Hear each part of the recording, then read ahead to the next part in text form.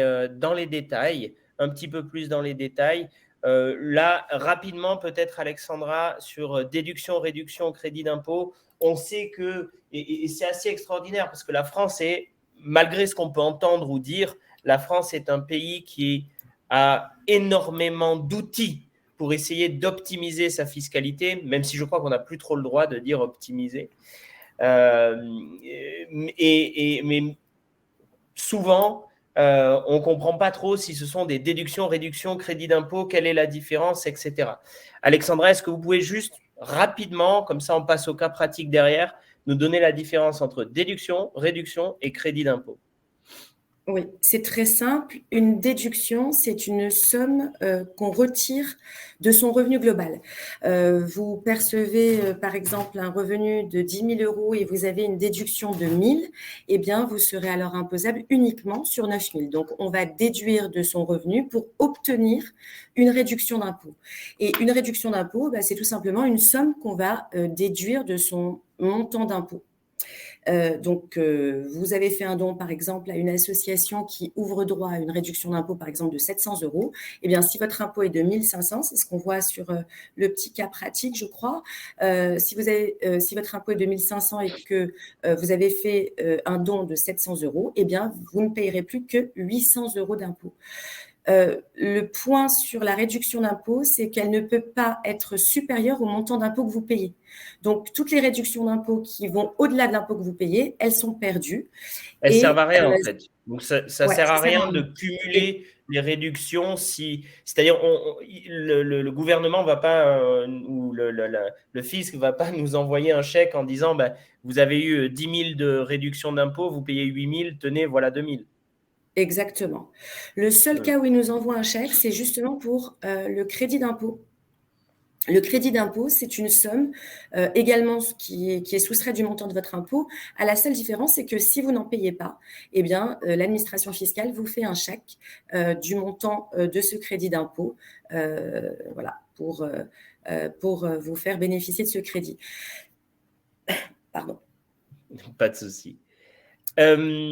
Parfait. Merci beaucoup. On rentre dans le vif du sujet avec un cas pratique sur le déficit foncier. Alexandra, toujours à vous. Vous vouliez parler de ce cas-là en particulier. Pourquoi ? Parce que c'est un cas qui est, je dirais, fréquemment utilisé par les investisseurs et par beaucoup de nos clients. Et c'est un peu parfois compliqué de démêler le vrai du faux et de bien comprendre comment fonctionne le mécanisme de déficit foncier. Par exemple, il m'est arrivé de voir des cas où, alors que le bien n'était pas donné en location, eh bien, les gens faisaient du déficit foncier. Donc, ils déduisaient un certain nombre de charges sans revenu. Donc, il faut bien comprendre que le déficit foncier, d'abord, il fonctionne dans le cadre d'un investissement locatif.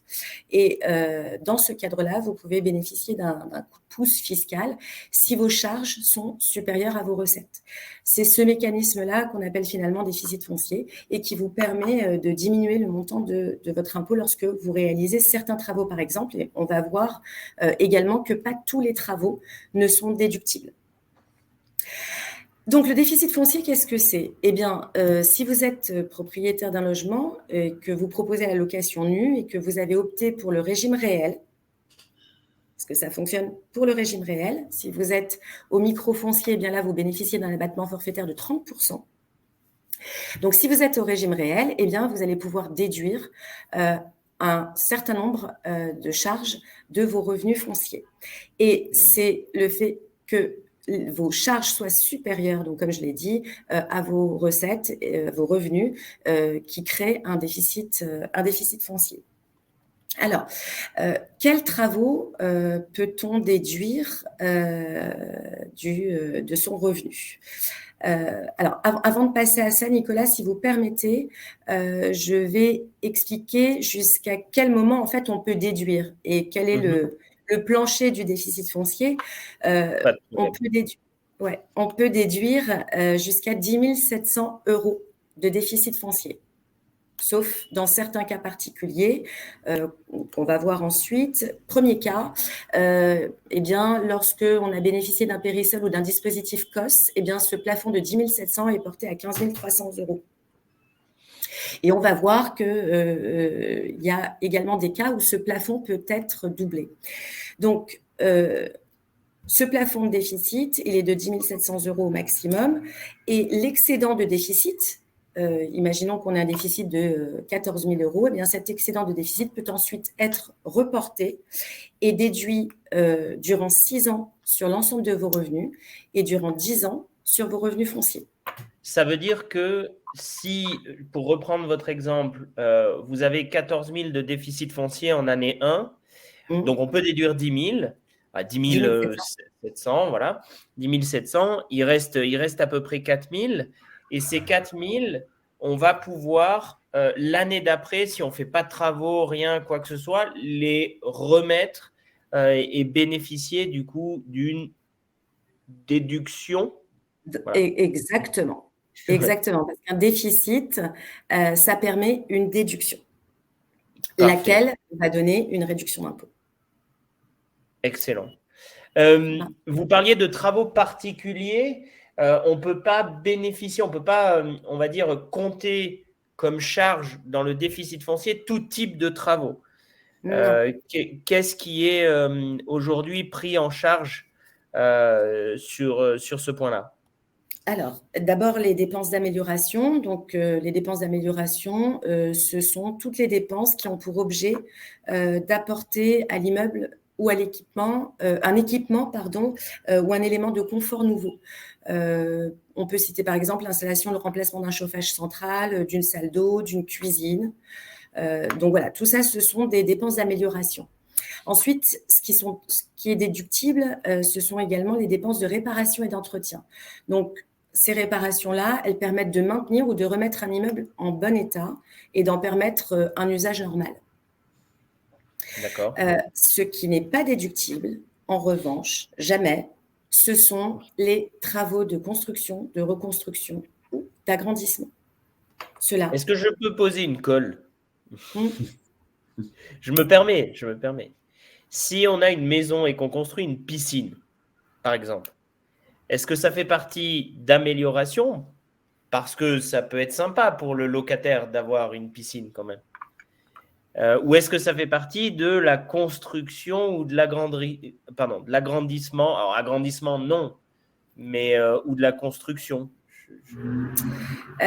Tout dépend de la piscine en fait. Si elle apporte une modification importante aux grosses œuvres ou aux locaux existants, elle va être considérée par l'administration fiscale comme une dépense de construction. Et donc, à ce titre, elle ne sera pas déductible. Okay. En fait, ce qui régit les travaux qui sont déductibles pour ceux qui ont le courage de s'y plonger. Ce qui régit les travaux déductibles de ceux qui ne le sont pas, c'est l'article 31 du Code général des impôts. Donc voilà, si vous avez un peu de temps ou si vous avez du mal à vous endormir, vous pouvez le lire et vous aurez de manière précise tous les détails des travaux qui sont déductibles. Et Alexandra, vous vouliez parler d'un cas pratique d'un de vos clients. Oui. Allez-y. Oui. Alors, parce que là où les choses se complexifient un tout petit peu, c'est que en fonction de la nature du déficit qu'on va générer, eh bien, ce même déficit ne va pas s'imputer de la même manière. Et on va prendre le cas donc de Monsieur Haussmann qui loue un appartement donc pour des revenus fonciers de 1 500 € et puis il a 2 100 € d'intérêt d'emprunt et 2 900 € d'autres charges. Il a donc sur cet investissement un déficit de 3 500 €. Mmh. Les charges de 2 900 € vont être déduites de son revenu global. En revanche, les intérêts d'emprunt, eux, vont s'imputer à hauteur des revenus fonciers. Ça va? D'accord. Donc, oui. Donc, ce qui veut dire que pour calculer le déficit foncier, Ça va être 1500 moins 2100. Et les autres charges vont partir sur quoi? On va les déduire où, en fait, les autres charges? Alors, pas exactement. On va déduire les intérêts d'emprunt à hauteur des revenus fonciers. Donc, dans notre D'accord. exemple, on a 2100 € d'intérêts d'emprunt, sauf qu'on a uniquement 1500 € de revenus fonciers. Donc, sur la partie intérêts d'emprunt, on va simplement prendre les 1500 € et les 600 € supplémentaires, eh bien, on va pouvoir les mettre de côté, si on peut dire. Ça va constituer ce qu'on appelle du déficit reportable, qui vont être reportables sur une période de 10 ans. Toujours pareil, ils vont se déduire à hauteur des revenus fonciers. Et les autres charges, elles, vont se déduire du revenu global. D'accord, ok. Je comprends. Ah, voilà. Donc, il y avait donc le résultat. Exactement. Vous pouvez, du coup, nous en parler un petit peu? Oui. Donc, c'est ce que j'expliquais. Oui, il y a le calcul qui est là sur la gauche, effectivement.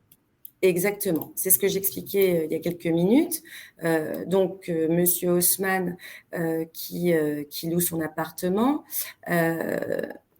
pardonnez-moi, juste, j'ai mon téléphone qui clignote. Donc, monsieur Haussmann qui loue son appartement, il va pouvoir déduire au titre de son revenu foncier 2600 € et uniquement 1500 € au titre des intérêts d'emprunt. Les 600 € supplémentaires vont être reportés sur les 10 années qui suivent. D'accord, ok. Merci beaucoup, Alexandra, pour cette partie sur le déficit foncier. Frédéric, vous vouliez nous parler de quelque chose qui est un petit peu à la mode, hein, on l'a dit tout à l'heure, la location nue versus la location meublée avec financement. Pourquoi ça en particulier? Quels sont les avantages, les inconvénients? Qu'est-ce qui fait que aujourd'hui, ça peut vraiment aider un client à réduire un petit peu sa fiscalité? Comme l'a très bien expliqué Alexandra, on peut déduire par exemple les intérêts d'emprunt donc sur un bien qu'on a acheté avec un financement. Les intérêts d'emprunt représentent là dans l'exemple par exemple 1443 €. On peut également déduire les assurances, les charges de copropriété, l'entretien, les taxes foncières. Et en fait, tout ça va créer un résultat imposable qui va déterminer l'impôt qu'on va devoir payer. L'avantage de la location nue avec financement, c'est aussi que le fait de prendre un financement nous permet de placer l'argent qu'on aurait de disponible pour l'achat d'un bien immobilier, par exemple, on le place dans une enveloppe type assurance vie qui nous permettrait de rapporter de l'argent. Donc, je pense qu'on peut passer au slide d'après. Oui, pardon. Non, pas de souci. Donc, on voit qu'avec il y a les flux rentrants et les flux sortants, avec un placement, j'ai pris un placement à 4%, ce qu'on peut trouver actuellement sur quelque chose de pas très risqué. Sur une opération de 15 ans, on peut s'enrichir au total avec la revente de l'immobilier de 102 443 € pour un achat immobilier avec un financement à hauteur de 90 000 €. Donc, ce qui représente un rendement annuel de 10,59%. Donc, pour un placement, c'est quand même intéressant. La différence avec le meublé, alors je change de slide, hop, c'est que dans les charges, nous allons pouvoir créer ce qu'on appelle une charge fictive, donc une dotation aux amortissements. La dotation aux amortissements permet de rajouter des charges et donc de réduire son résultat imposable. Il arrive souvent qu'on arrive à un résultat imposable de 0 et donc qu'en fait, les loyers générés ne génèrent pas d'impôts supplémentaires sur ce qu'on reçoit. La différence, donc, c'est que les revenus sont considérés comme des BIC, bénéfices industriels et commerciaux, et non comme des revenus fonciers.